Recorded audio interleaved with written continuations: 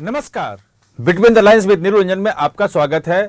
और आज हमारे साथ हमारे खास मेहमान, हमारे वरिष्ठ सहयोगी जयप्रकाश रंजन हैं और इनसे हम समझने की कोशिश करेंगे कि नेपाल में जो नया संकट आया है, नया जो उपद्रव शुरू हुआ है, प्रधानमंत्री ओली का इस्तीफा हो गया है, भारत के लिए क्या मायने हैं, पूरी दुनिया इसको किस रूप में देख रही है, क्या उसके निहितार्थ हैं, ये तमाम चीज़ों को आज हम समझने की कोशिश करेंगे।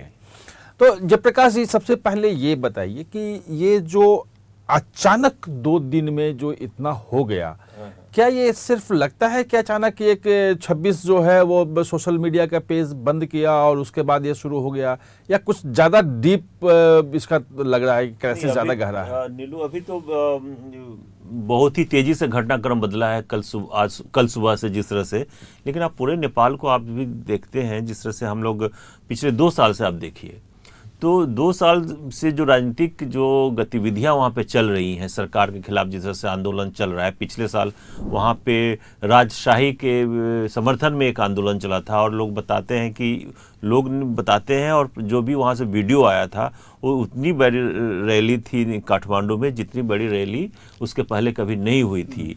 तो ये सब बता रहा है कि नेपाल में अंदर एक जो है लोगों के बीच एक गुस्सा था, ये किसी न किसी तौर पे जो लोगों के बीच में गुस्सा था और सरकार के जो सरकार जो अभी चल रही थी उससे लोग खुश भी नहीं थे।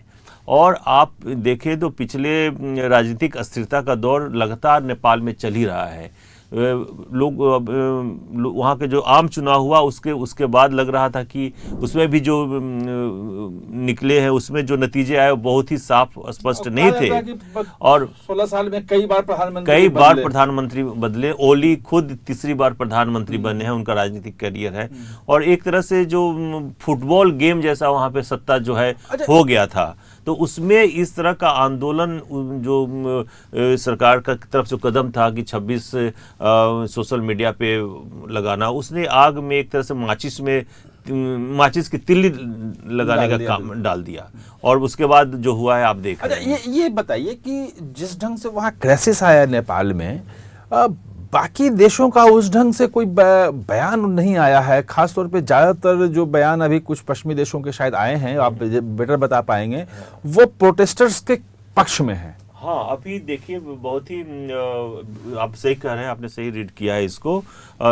कल सुबह से आंदोलन हुआ और कल शाम को नहीं, इनफैक्ट आधी रात के बाद वहाँ पे जो कम से कम 5-6 देश हैं उसमें ब्रिटेन है और अमेरिका है, ऑस्ट्रेलिया है, जापान है, दक्षिण कोरिया है, फिनलैंड है और शायद कुछ और कंट्री होगी। इन सभी देशों ने एक संयुक्त बयान जारी किया और संयुक्त बयान की जो भाषा है आप देखेंगे उसमें किसी तरीके से कोई भी जो है प्रधानमंत्री ओली की जो सरकार है या नेपाल की जो केंद्र सरकार है उसके प्रति किसी तरह की सहानुभूति नहीं थी।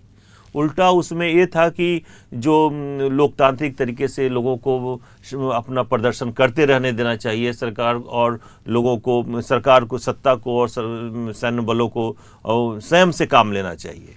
इसके बाद आज सुबह में, मंगलवार सुबह में भारत सरकार ने पहली प्रतिक्रिया दी, ये जो पूरा विवाद हुआ है उसमें। और भारत सरकार की भी जो प्रतिक्रिया थी वो बहुत ही सधी हुई थी और भारत ने भी अपना बयान जो है किसी तरीके से ये संदेश नहीं दिया कि वो भारत सरकार का जो बयान है उसमें एक लाइन बहुत ही सबसे वहाँ से शुरुआत होती है कि जो हिंसा में मारे गए युवा लोग हैं हम उनके प्रति अपनी संवेदना जताते हैं। भारत की भूमिका आप बाद में हम समझेंगे। हाँ। ये बताइए कि जो केपी शर्मा ओली को माना जाता है वो चीन के समर्थक हैं, कम्युनिस्ट पार्टी से आते भी हैं, चीन के पक्ष में रहे हैं, लेकिन चीन की ऐसी कोई प्रतिक्रिया नहीं आई। चीन ने क्या साथ छोड़ दिया ऐसे में? नहीं, अभी तो ये नहीं कह सकता चीन ने साथ छोड़ दिया। आप जो ओली की जो छवि है वो प्रो चाइना की है और ये बात सिर्फ ऐसा नहीं है कि छवि है, बल्कि वो जब भी प्रधानमंत्री बनते हैं तो कुछ ऐसा करते हैं चीन को नेपाल के में प्रवेश देने का जो दरवाजा है वो थोड़ा सा और खोल देते हैं। सबसे पहले जो 2015 में प्रधानमंत्री बने तो भारत जो एक अभी तक जो नेपाल के साथ कारोबारी संबंध का जो था एक भारत के साथ था, लेकिन उन्होंने वैसा ही समझौता चीन के साथ किया और नेपाल के कारोबार और नेपाल के द्विपक्षीय कारोबार, वहाँ के भौगोलिक संबंधों के साथ जो भारत का जो वो था, उस एकाधिकार को उन्होंने समाप्त किया। उसके बाद नेपाल चीन की सरकार को इंटरनेट में जो है, अभी तक वहाँ पे नेपाल में इंटरनेट की जो सुविधा दी जाती थी, जो कि वो भारतीय कंपनी देती थी, लेकिन उसका भी ख़त्म किया गया।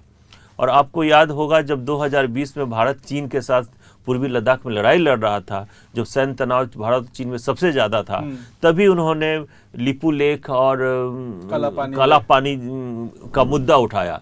पार्लियामेंट में नया, नेपाल के संसद में वो उस समय प्रधानमंत्री थे, उन्होंने नया नक्शा नेपाल का जारी करवाया, उसको अपने नोट पे जारी करने की कोशिश की। और मतलब एक तरह से जब भारत के प्रधानमंत्री उसके ठीक पहले गए थे, और वहाँ पे नेपाल में उन्होंने कहा था कि भारत और नेपाल के संबंध बेटी और रोटी के संबंध है। ये बहुत ही बड़ा बयान था भारतीय प्रधानमंत्री की तरफ से। शायद भारत ने ओली के अभी तक की जो बातें प्रो चाइना का उनका था, उसको दरकिनार करते हुए भारत ने नेपाल के साथ संबंधों को नए सिरे से देखने की कोशिश की थी।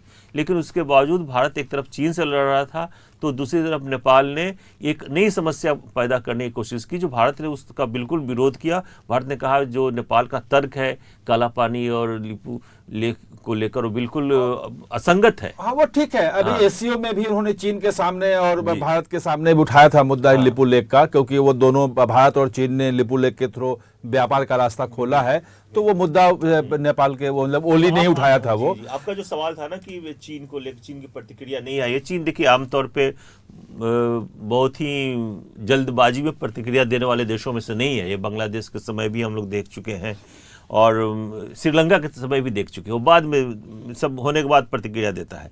लेकिन जहाँ तक ओली का है, ओली ने हमेशा उनकी जो छवि है प्रो चीन रही है, और छवि ही नहीं, उनके जो कदम भी हैं वो चीन को नेपाल का में प्रवेश देने का अब थोड़ा सा आते हैं, क्योंकि जो बांग्लादेश में हुआ, जो श्रीलंका में हुआ, अब नेपाल में हो रहा है। तो हमने देखा कि श्रीलंका में जो क्राइसिस थी, उस क्राइसिस से निपटने में भारत ने बहुत सक्रिय भूमिका निभाई। उस क्राइसिस से निकलने में उसका भारत का रोल रहा, पूरी मदद की भारत ने, और फिर वो श्रीलंका स्टेबलाइज हुआ वहाँ पे, और भारत की भूमिका एक बड़े भाई की तरह रही। जो नए वहाँ पे राष्ट्रपति आए हैं, चुने गए हैं, कहा जाता था कि वो चूंकि कम्युनिस्ट हैं, भारत के खिलाफ जाएंगे, लेकिन वो भारत के पक्ष में ही आए और संबंधों को और मजबूत कर रहे हैं। वैसा नहीं हुआ। जो यहाँ की समस्या थी, बांग्लादेश में जब समस्या आई, तो शेख हसीना को वहां से निकाल के भारत लाया, अपने यहाँ रखा, और आज भी रखे हुए है। भले यूनुस का जो है भारत के खिलाफ कुछ रहा हो, जो भी रहा, तमाम तरह हुए, हिंदुओं पे हमला हुआ, सब कुछ हुआ।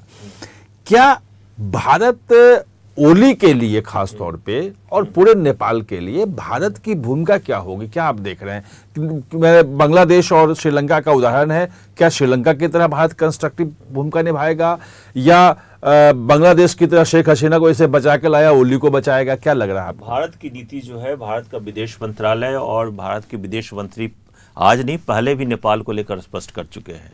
भारत की नीति नेपाल को लेकर है कि नेपाल की जो जनता है उसका हित भारत के लिए महत्वपूर्ण है। नेपाल के किसी मंत्री, किसी नेता, किसी सरकार के लिए नहीं है। भारत जो भी कदम उठाएगा वो अपने नेपाल के साथ जो उसके हजारों साल के पुराने संबंध हैं और उस जनता के हितों को देखते हुए उठाएगा।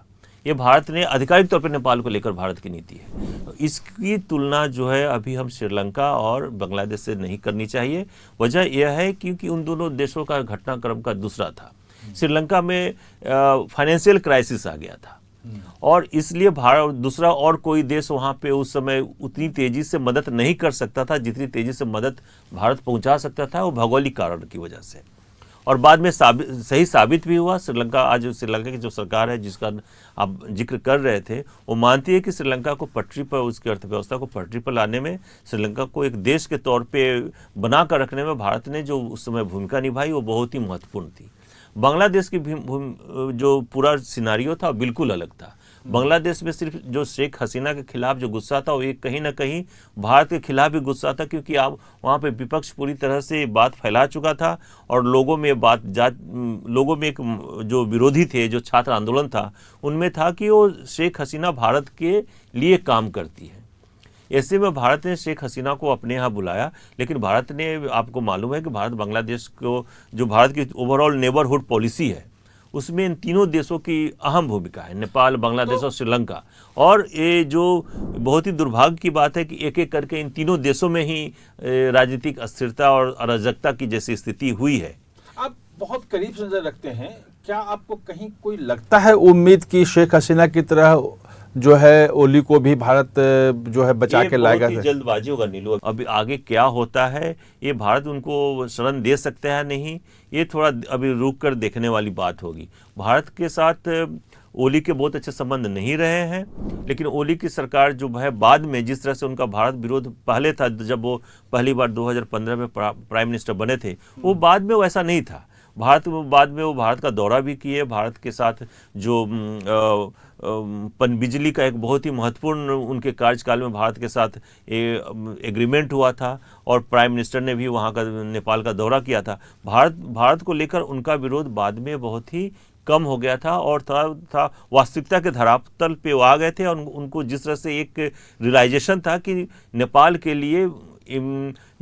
लिए जो इंडिया का महत्व है उसे चीन के साथ रिप्लेस नहीं किया जा सकता है।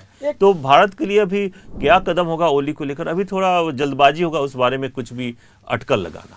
एक बात जो आ रही थी खासतौर बांग्लादेश के मामले में कि डीप स्टेट की महत्वपूर्ण भूमिका थी शेख हसीना की सरकार के खिलाफ, और खुद यूनुस जो हैं कार्यकारी सरकार के जो प्रमुख हैं, उन्होंने अमेरिका में कहा भी था कि सिर्फ छात्र आंदोलन से सत्ता नहीं बदलती, उसके लिए बहुत कुछ सिस्टमैटिक ढंग से किया गया।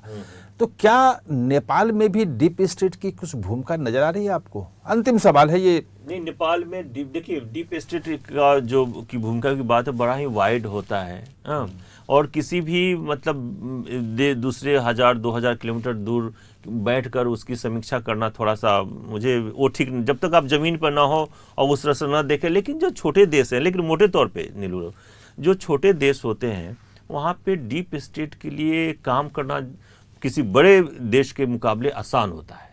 ये बात हम लोग देख चुके हैं, जो आप बता रहे हैं बांग्लादेश में, ये आप दूसरे भी देशों में, अफ्रीका या एशिया के दूसरे जो छोटे देश हैं वहाँ पे देखा जा गया है, पहले भी देखा गया है, और सब रिकॉर्डेड हिस्ट्री है।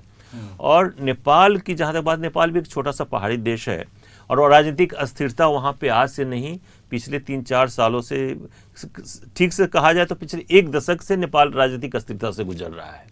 जो विरोधी होते हैं वो तोड़ के दूसरी से, जो विरोधी दलों में गठबंधन हो जाता है, जो विपक्ष में होता है सत्ता में आ जाता है, उस तरह से गठबंधन करके, ये पिछले हम 6 साल में लगातार 2 बार देख चुके हैं। उस हालात में ये जो डीप स्टेट है जिसका जिक्र आप कर रहे हैं, उनके लिए वो माकूल माहौल होता है काम करने का। तो लेकिन जैसा कि मैंने पहले कहा कि अभी थोड़ी सी जल्दबाजी है इस बारे में, इसकी समीक्षा की जाएगी, थोड़ी सी और सूचनाएं आने दीजिए, शायद कल तक हम लोग इस बारे में और विचार कर सकेंगे। निश्चित रूप से हम जैसे जानकारी आती है कल हम एक बार फिर आएंगे, और जो भी डेवलपमेंट होता है उसको हम समझने की कोशिश करेंगे, भारत के नज़रिए से क्या उसका इम्पोर्टेंस है वो भी समझने की कोशिश करेंगे। आप हमारे साथ चर्चा में जुड़े, इसके लिए बहुत बहुत धन्यवाद।